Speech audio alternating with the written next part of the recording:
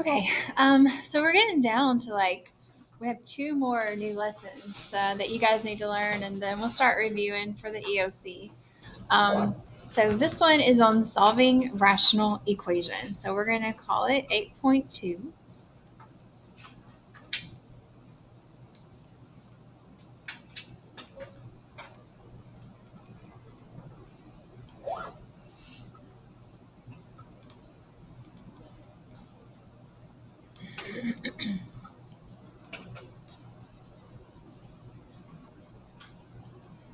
All right, and there's two methods to solving rational equations, and we're really only going to learn method one.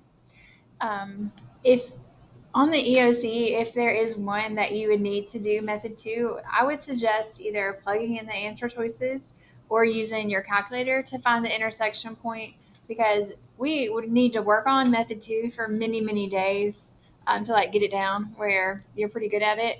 And I think you would have better luck just trying the answer choices. But method one is whenever you have a fraction equals a fraction, which is what we have on all of our problems that we're going to do today. Method two is whenever you would have something like a fraction plus another fraction equals something. When it's that case, you're going to need to find the least common denominator, multiply through by it's a lot. So like I said, I think you'll be fine just plugging in the answer choices and seeing what works whenever it's that way. So we are going to focus on this. And I think in Algebra 1 that you learned this method. These are just going to be a little more challenging to solve in the end. I keep getting a weird ruler on my screen. Okay, so on method 1, when it's a fraction equals a fraction, you're going to cross multiply. So that means this numerator 7 multiplied by the other denominator. So 7 times x is 7x. And then equals, and then multiply the other direction too. 4 times x minus 6. Now, whenever there's more than one term, I recommend that you put it in parentheses just so you're careful that you multiply correctly. So we're going to distribute that 4.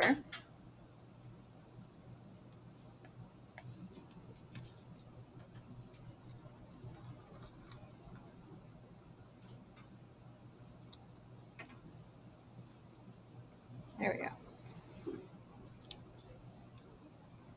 All right, so that's 7x, and then we'll distribute the 4.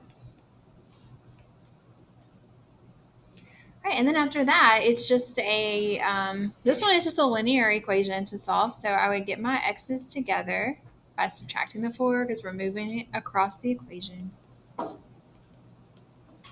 And then we're going to divide by 3.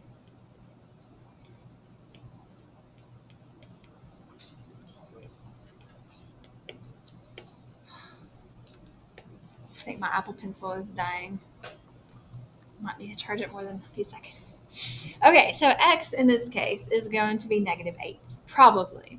So a while ago, I don't remember when it was, maybe when we were solving radical equations or logarithmic, I talked about extraneous solutions.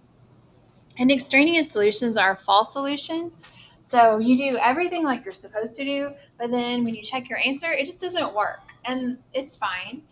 But you don't know it doesn't work if you don't check it. So we're going to check it by plugging it in for those x's. So I'm going to store it in for x. So I want -8 to be x. So what you do in the calculator is just type -8. And then the store button is right beside the number 1. And when you hit it, you get this little arrow. And then tell it to store -8 in x. And then hit enter. Native arrow? The store button is right beside 1. This is STO.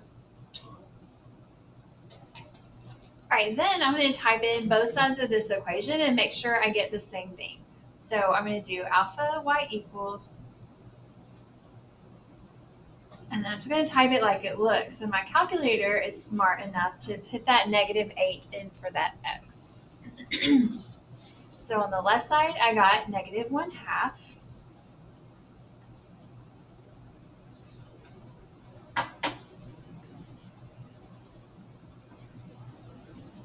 And on the right side, I got negative 1/2. So that happens, then it's definitely a solution.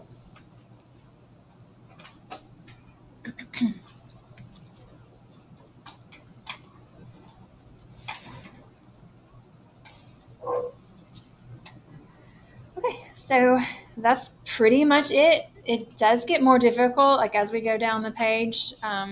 So you'll see that. So same thing, it's a fraction equals a fraction. We're going to cross multiply. So 3 times 2a plus 1 equals 7 times a minus 8.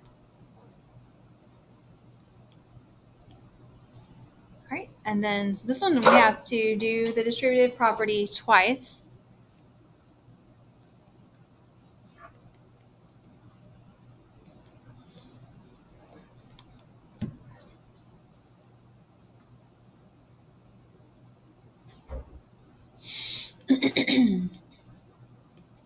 Okay, and then I would get my A's together. Do you all want to move the 6A over, or do you want to move the 7A over? 6? Okay, that's probably what I would do too, because it's smaller and we won't have to worry about getting a negative A.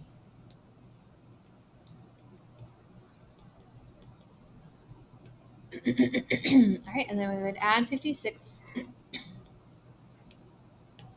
And then A is probably 59, but we would want to double check. So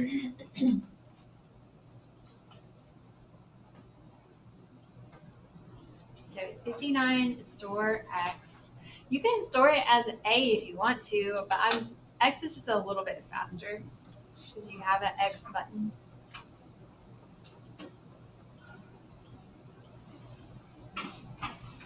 All right, so I get 1/17.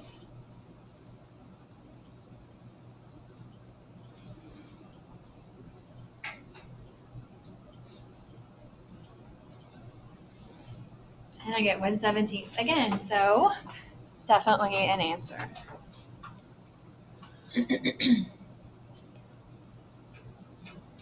Okay, so all the rest of these we're going to have to factor to solve the equation. But we start off the same way. We're going to start off by cross multiplying.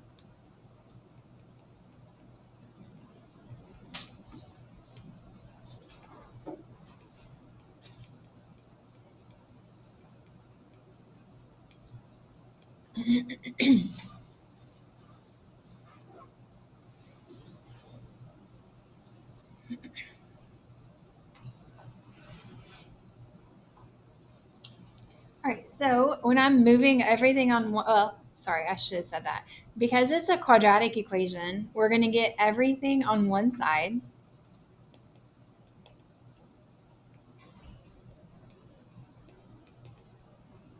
And then we're going to factor.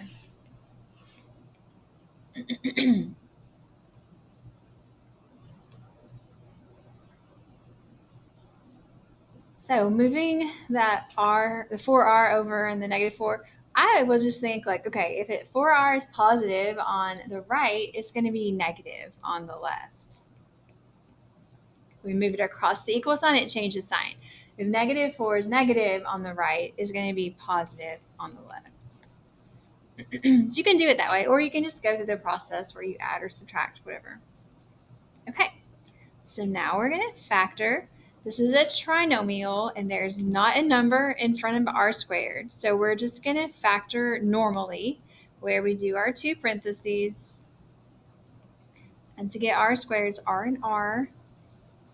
And then this plus, it'll pop up there. That plus tells you the signs are the same, and they're going to be whatever the other sign is. So 2 minuses.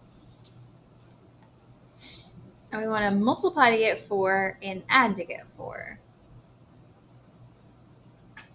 What do you think? 2 and 2, yeah, good. Pretty sure that's the only pair of numbers that multiply and add to get the same thing that I can think of off the top of my head. Okay, so it's been a while since we did this, but when you solve by factoring, after you factor, you set each factor equal to 0. Now this is the same factor twice, so in this case I only have to put one of them equal to 0. and then solve it for r. So r is 2, probably 2. Then it is. I already checked it. You can trust me. It's 2. Really what happens for you to get an extraneous solution is you would put it back and then you would end up with 0 in the denominator. So there's 2 numbers here that r couldn't be. So if you solved it and you got that r was 1, that's not going to be a solution because that would give you 1 divided by 0, which can't work. Or if you solved it and you got 0, 4 divided by 0 is not going to work. So that's really how you get the extraneous solutions. All right, let's look at the next one. So this one, the cross multiplying is a little more challenging on this one.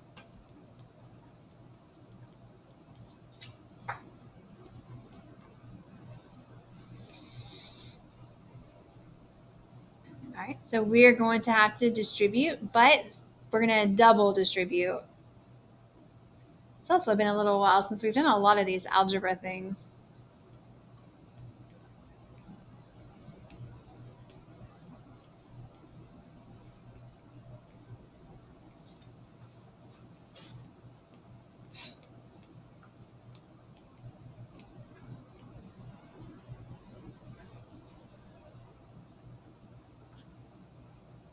Okay, so I'm going to do 2 steps in 1. I'm going to go ahead and combine those like terms, and I'm going to move this 24 over with the 6.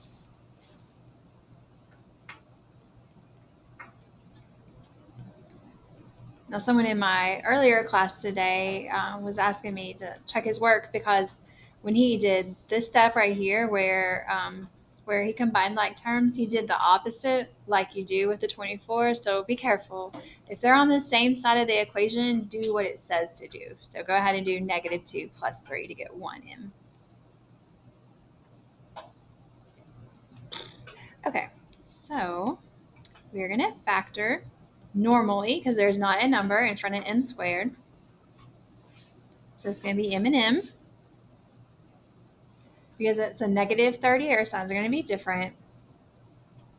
And we want to multiply it at 30 and subtract to get 1. You ready? Multiply to get 30. Yes, very good. And I want to get +1, so I'm going to make that bigger number positive. Okay, so then I'm just going to set each of these equal to 0. And I'm going to get 2 answers this time.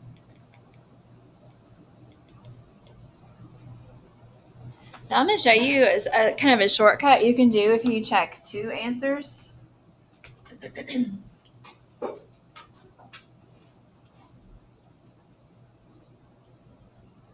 so I'm going to start with -6 store x.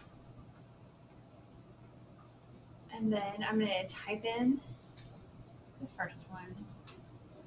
All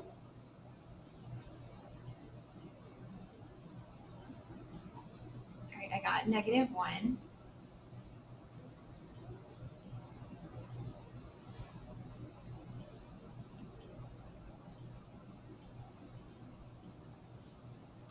All right, and I got -1. So -6 is a perfectly good answer.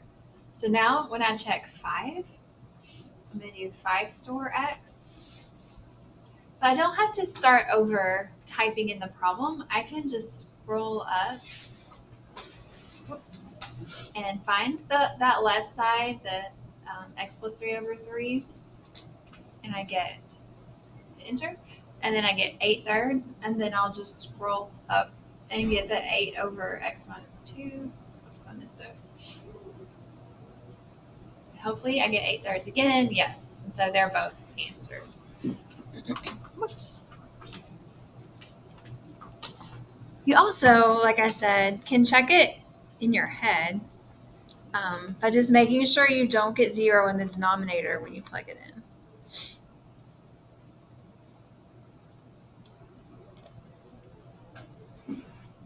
But they both check out. All right, let's do a couple more. So a fraction equals a fraction. You're going to cross multiply.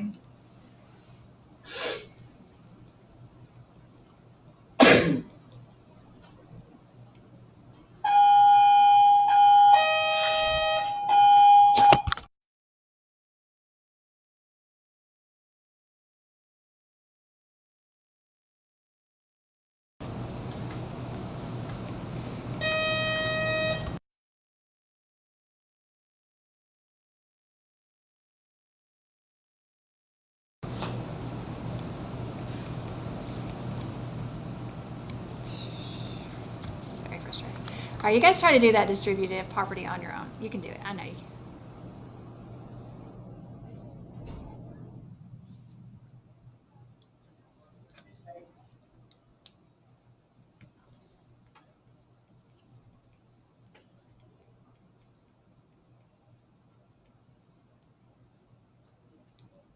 Okay, then we're going to get everything on one side so we can factor it.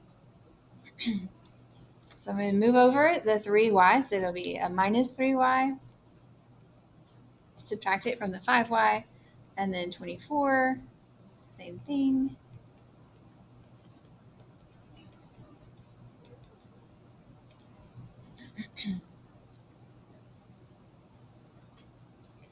And then this one is going to be factor normally again.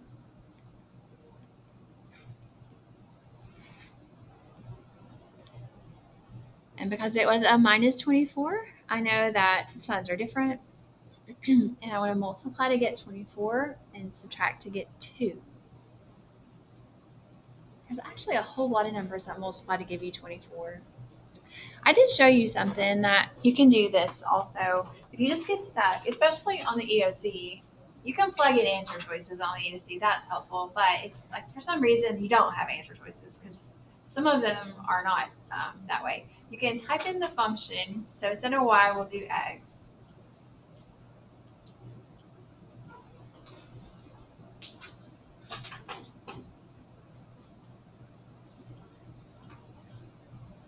And then you can go to the table.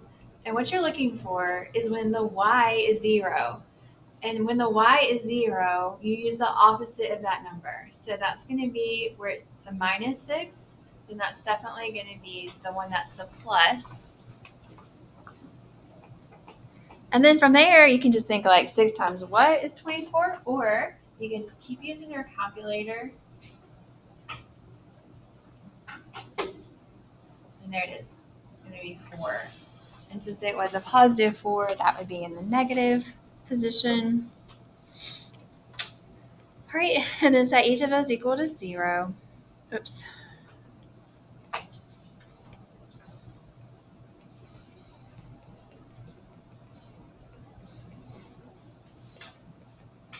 So what your calculator gives you is actually the answers to the equation. So the negative 6 and the 4 were what made it 0.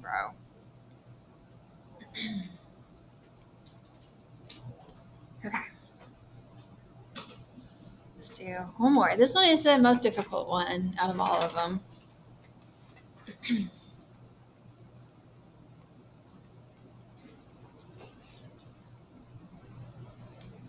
All right, so we have quite a bit of distributing to do.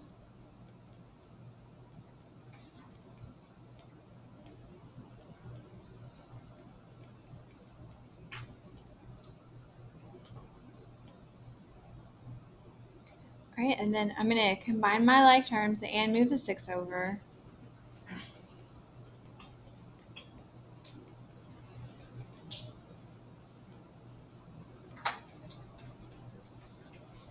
Right now, this one doesn't have a common factor, and there's a number in front of x squared. So we are going to have to do slide divide bottoms up.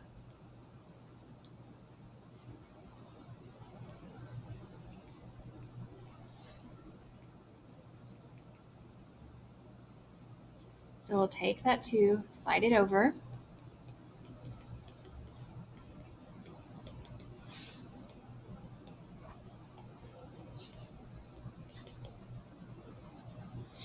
All right, and then factor normally for a second. So to multiply and get 36, and subtract to get 5 is going to be 9 and 4. All right, and now we're going to divide by what we slid by. So that's going to be the 2. And then we'll do bottoms up, or actually just divide it. And this one is kind of long for this space. You have one on your homework that's like this, and I just set it up so you have more space to show all your work. You won't have to squeeze it. Okay, and then we'll set each of these equal to 0. and solve for x by subtraction. And then this one you also have to divide. And over here you just have to add. And they both check out. All right. So what questions do you guys have?